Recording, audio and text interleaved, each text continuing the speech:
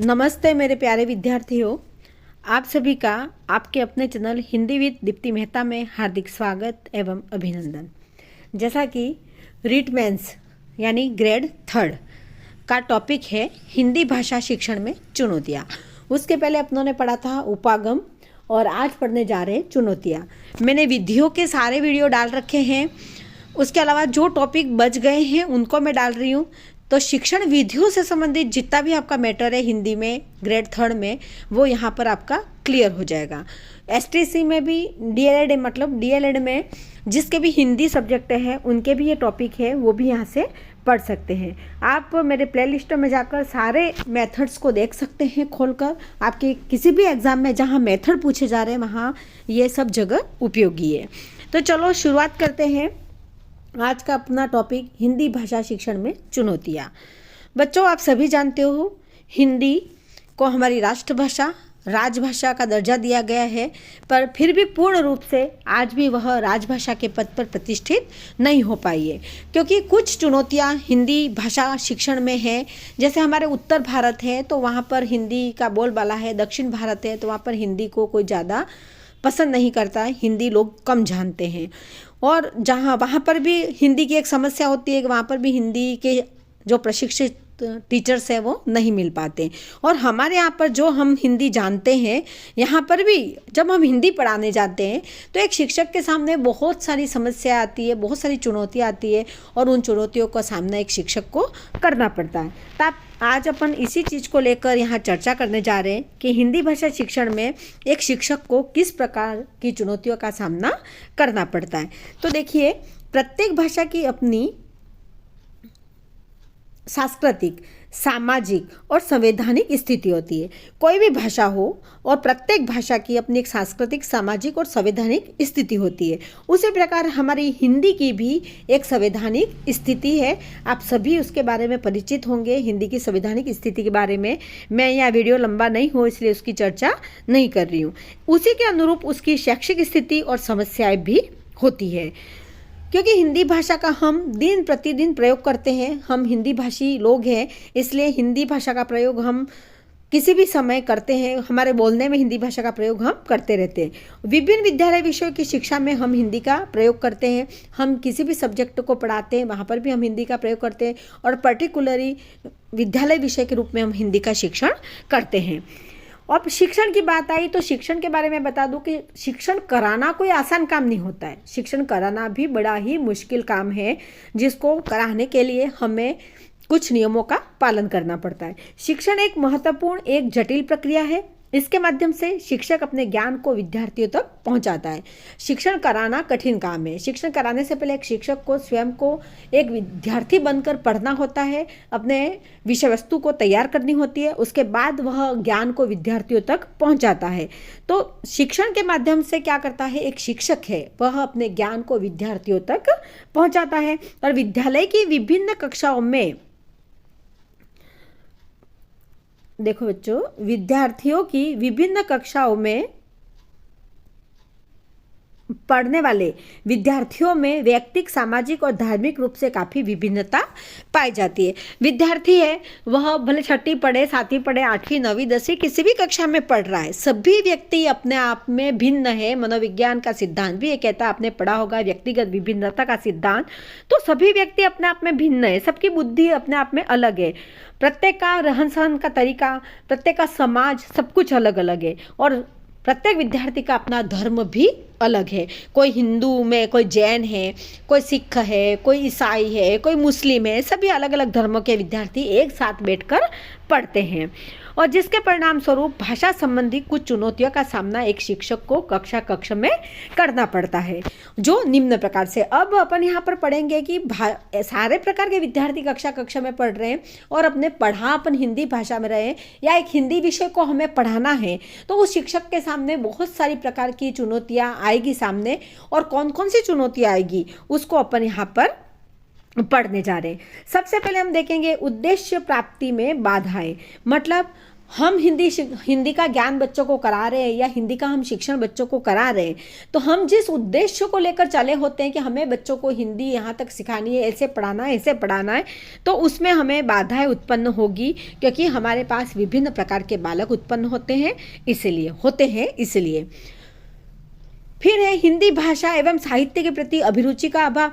अब आजकल ये देखा गया है कि हमारी हिंदी भाषा एवं साहित्य के प्रति बालकों की रुचि कम पाई जा रही है, क्योंकि आजकल आधुनिक युग है और आधुनिक युग में अंग्रेजी का बोलबाला अधिक चल रहा है, जिसको देखते हुए हिंदी भाषा के प्रति छात्रों का रुझान कम होता जा रहा है और हिंदी के साहित्य से बच्चे परिचित भी कम होते जा रहे हैं, जिससे बच्चों में रुचि जागृत नहीं होती है। तो हिंदी शिक्षक को पढ़ाने से पहले सबसे पहले यह समस्या आती है कि वह बालकों में हिंदी भाषा के प्रति रुचि कैसे पैदा करे और उसके साहित्य से बालकों को परिचित कैसे कराए।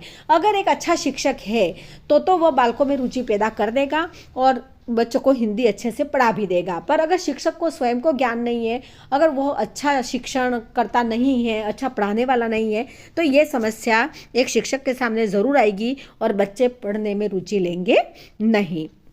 थर्ड है हमारा प्रशिक्षित अध्यापकों का अभाव।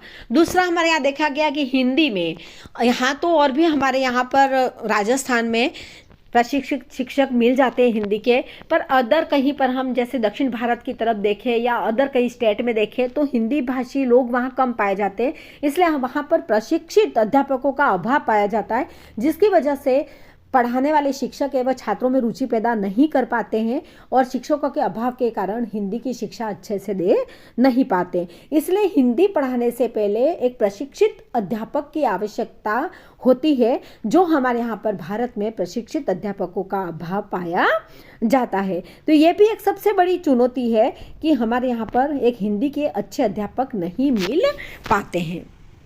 नेक्स्ट है अच्छी व स्तरीय पाठ्यपुस्तकों का अभाव। हिंदी पढ़ाने के लिए हमें एक अच्छी और स्तरीय पाठ्यपुस्तक चाहिए, जिसका हमारे यहाँ पर अभाव पाया जाता है। बच्चों को शिक्षा देने के लिए तो हमें हिंदी का अच्छा ज्ञान कराने के लिए एक अच्छी पाठ्यपुस्तक की आवश्यकता है, जो हमारे यहाँ पर उपलब्ध नहीं हो पाती है और ये भी एक बहुत बड़ी समस्या उभर कर सामने आती है। फिर क्षेत्रीय भाषाओं का छात्रों पर प्रभाव। बिल्कुल हमारे यहाँ पर कहा जाता है कि हर पग पग पर जहाँ जाते हैं पानी भी बदल जाता है और भाषा भी बदल जाती है। तो हम हमारी राजस्थान की बात करें, भारत की बात ना करें, तो राजस्थान में भी आप हर अलग क्षेत्रों में जाओगे, आपको अलग अलग बोलियाँ मिलेगी और अलग अलग जाति में अलग अलग भाषा का प्रभाव पड़ता है बालकों पर।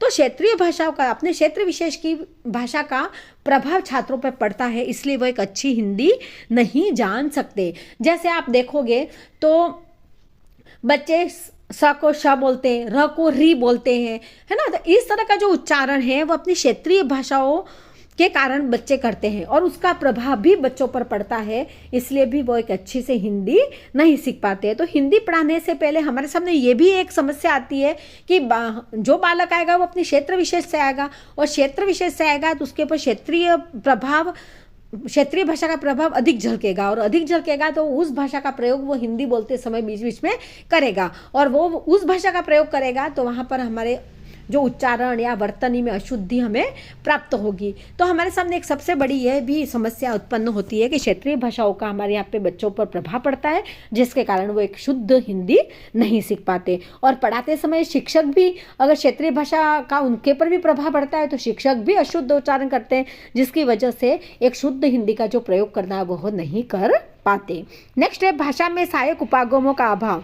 यानी अगर हम हिंदी भाषा का शिक्षण करा रहे हैं तो सहायक उपागम होते हैं, उसका भी हमारे यहाँ पर अभाव पाया जाता है।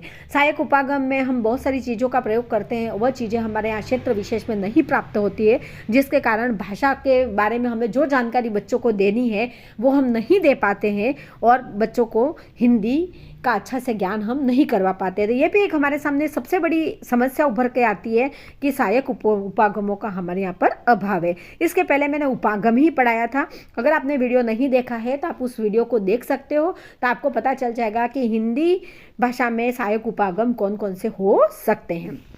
फिर है व्याकरण की जटिलता।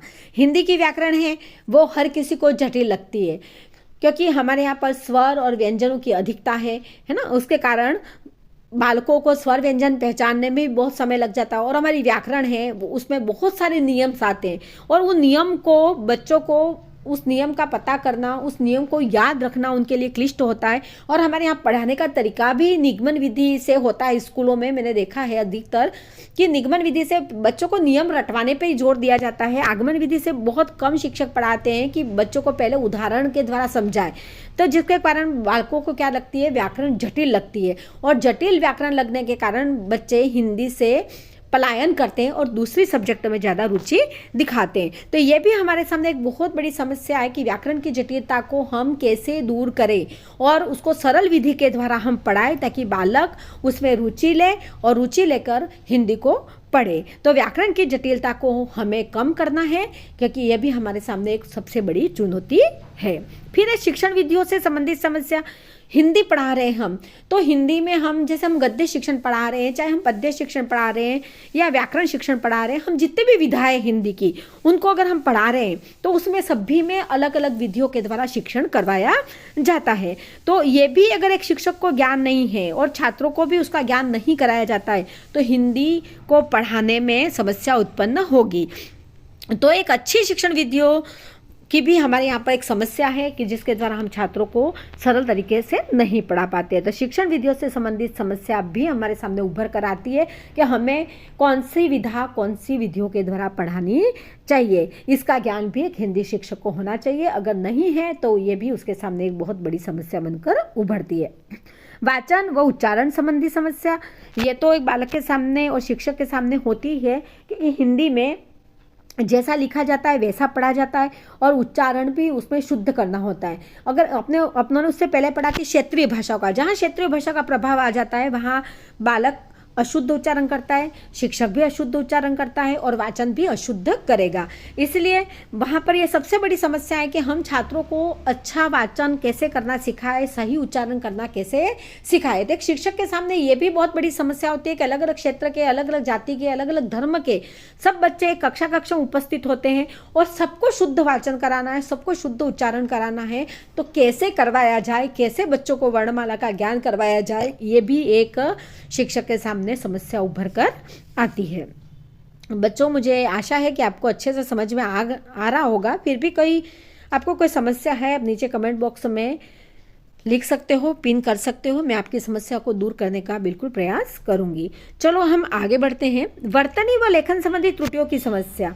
अब यहाँ पर क्या है, वाचन उच्चारण संबंधी समस्या है। तो निश्चित अगर आप शुद्ध वाचन नहीं करोगे, शुद्ध उच्चारण नहीं करोगे तो वर्तनी लिखोगे भी अशुद्ध, है ना। तो अगर लिखोगे अशुद्ध तो वर्तनी संबंधी समस्या होगी, लेखन संबंधी समस्या होगी, जैसा बोलोगे वैसा लिखोगे। अब जब क्षेत्रीय प्रभाव आ जाता है बच्चे पे और शिक्षक पे, तो शिक्षक के सामने ये भी समस्या होती है कि बच्चे को शुद्ध वर्तनी लिखना कैसे सिखाएं। शुद्धता का ज्ञान पहले तो शिक्षक को होना चाहिए, तो सबसे पहले शिक्षक को होगा तो छात्रों को सिखाएगा।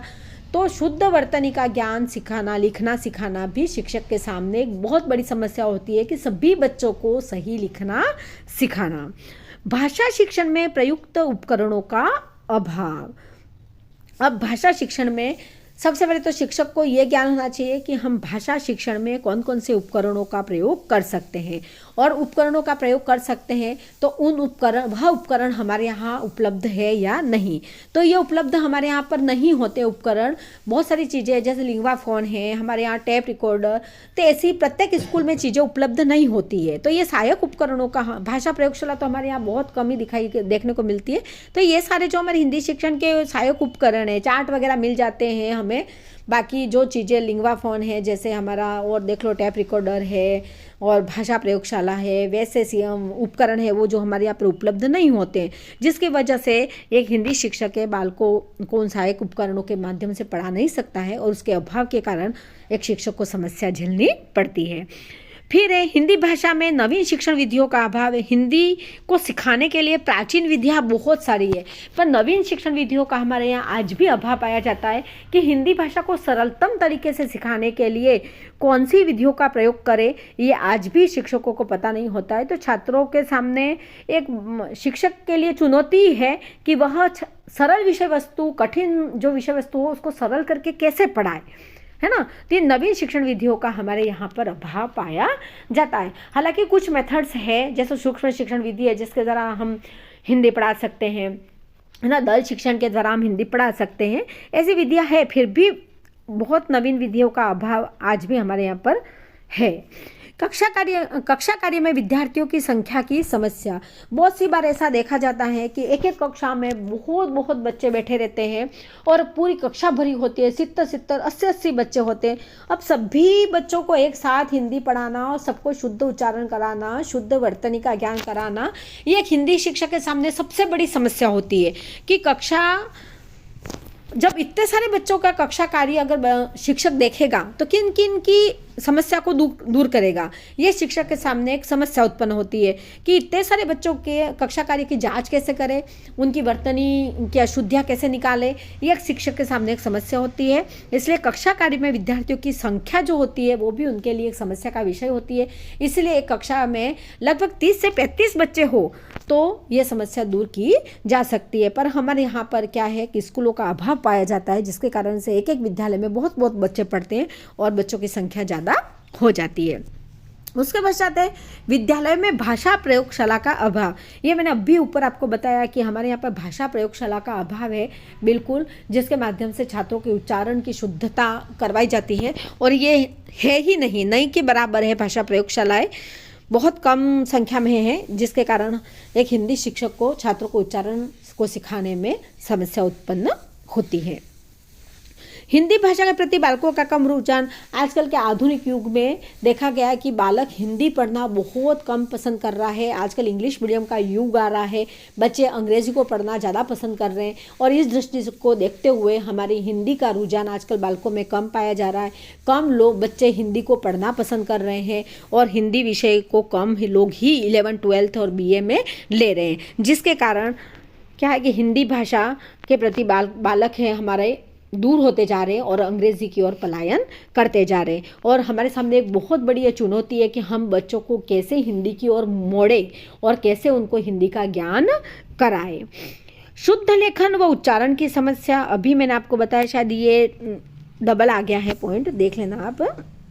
पाठ्यचर्या और पाठ्यक्रम संबंधी चुनौतियाँ, ये तो प्रत्येक सब्जेक्ट की होती है और हिंदी में भी होती है कि पाठ्यचर्या और पाठ्यक्रम संबंधी चुनौतियाँ, कि हमारी पाठ्यचर्या और पाठ्यक्रम ऐसे होने चाहिए कि जो बच्चों को हिंदी की दिशा की ओर मोड़े। अब हमारा पाठ्यचर्या और पाठ्यचर्या आजकल जो देखी जाए वो ऐसी नहीं है कि बालक हिंदी की ओर अपनी रुचि को बढ़ाए। तो ये भी हमारे सामने एक बहुत बड़ी समस्या है कि हम कैसे पाठ्यक्रम का निर्माण करें कि बच्चे हिंदी के प्रति रुचि दिखाए, अपना रुझान बढ़ाए और हिंदी को ज़्यादा से ज़्यादा संख्या में बच्चे पढ़े।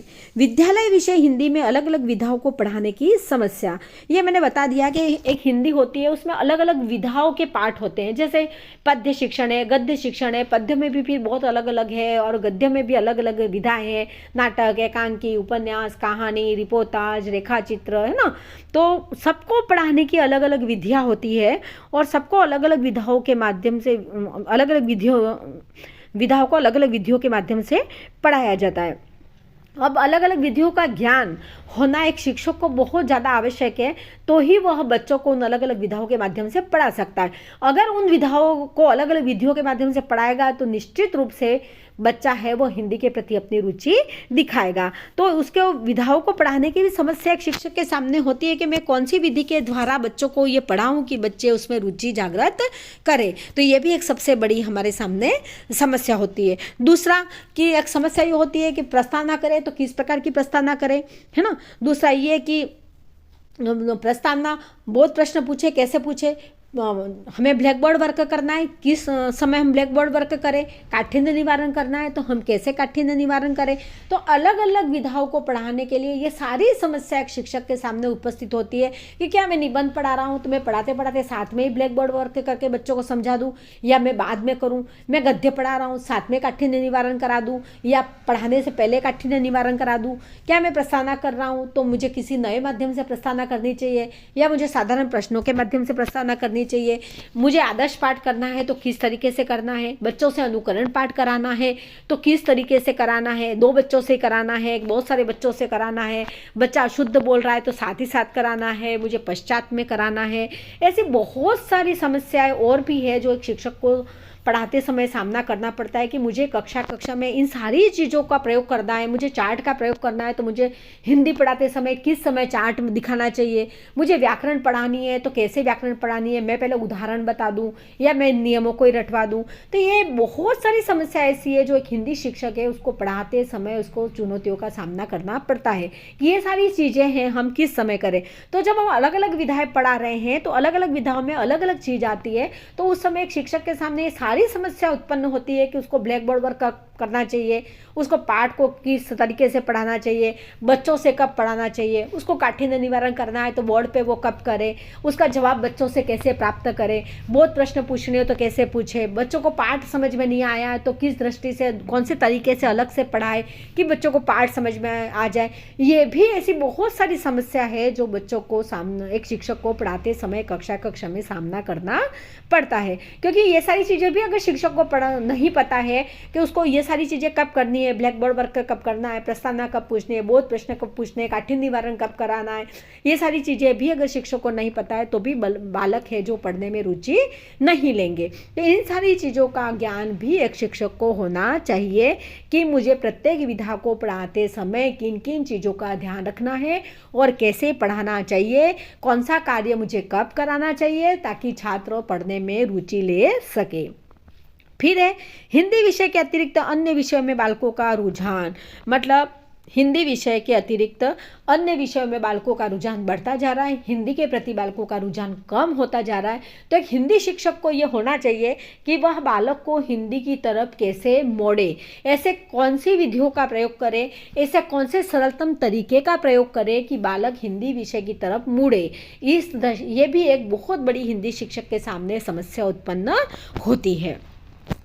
नेक्स्ट है अलग अलग विधाओं के पाठ को पढ़ाते समय अभी मैंने बता दिया, जैसे प्रस्तावना, बोध प्रश्न, काठिन्य निवारण, श्याम पट्ट कार्य, सहायक सामग्री आदि का प्रयोग कब किया जाए, और इसकी भी एक बहुत बड़ी समस्या शिक्षक के सामने उभर कर आती है। मैंने बता दिया कि इन सब का प्रयोग कब किया जाए, कैसे किया जाए और किस प्रकार से सरलतम तरीके से किया जाए। यह भी एक शिक्षक के सामने बहुत बड़ी समस्या होती है, जिसको लेकर शिक्षक हमेशा चिंतित रहता है कि मुझे कौन से तरीके से पढ़ाना चाहिए कि बालक हिंदी की तरफ अपना रुझान दिखाए, अपना इंटरेस्ट दिखाए और बच्चे जिज्ञासु होकर हिंदी विषय के बारे में पढ़े। जैसे कहानी पढ़ानी है तो कहानी कैसे पढ़ानी है कि बच्चा इंटरेस्ट ले, और हिंदी नहीं मुझे तो हिंदी ही पढ़नी है। प्रस्तावना करे तो उसके पश्चात उद्देश्य कथन कैसे करे कि बच्चा पाठ को जानने के लिए जागृत हो जाए, कि जिज्ञासा उत्पन्न हो जाए कि इस पाठ में आगे क्या होगा।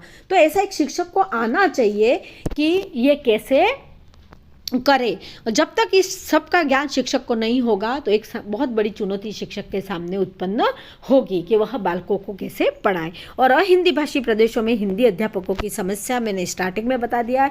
जैसे अहिंदी भाषी दक्षिण भारत के जो लोग हैं वो अहिंदी भाषी है, वहाँ पर एक अच्छा हिंदी का अध्यापक, प्रशिक्षित हिंदी का अध्यापक नहीं मिल पाता है, जिसके कारण बच्चे वहाँ के हिंदी पढ़ना नहीं चाहते हैं, क्योंकि हिंदी तो हमारी संपूर्ण भारत की राष्ट्रभाषा और राजभाषा है। इसलिए हमें ये प्रयास करना चाहिए कि हमारे आजकल की युवा पीढ़ी है वो हिंदी की तरफ बढ़े। और ये सबसे बड़ी एक समस्या है हिंदी भाषा शिक्षक के सामने कि वह क्या करे कि आजकल के बच्चे हैं वह हिंदी को ज़्यादा से ज़्यादा पढ़ना पसंद करें। तो बच्चों ये मुख्य रूप से हिंदी भाषा शिक्षण में चुनौतियाँ थी कि शिक्षक को पढ़ाते समय क्या क्या चुनौतियों का सामना करना पड़ता है और कैसे कैसे वह बालकों को अपनी ओर मोड़ेगा हिंदी पढ़ने के लिए और उन समस्याओं को दूर करेगा।